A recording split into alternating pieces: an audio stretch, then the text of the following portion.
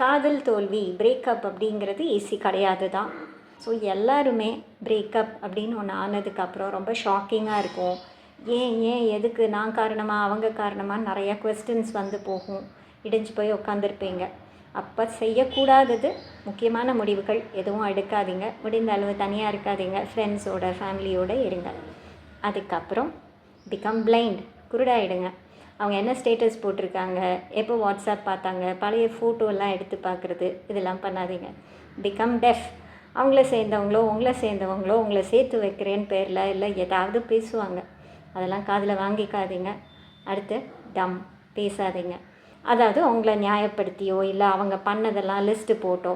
அதனால் become blind, குருடா, செவிடா, ஊமையா, அந்த விஷயத்தை பற்றிய எந்த தகவல் வந்தாலும் அப்புறம் கொஞ்ச நாளில் நீங்களே சரியாயிடுவீங்க. அந்த வடு இருக்கும், பட் சரியாயிடுவீங்க.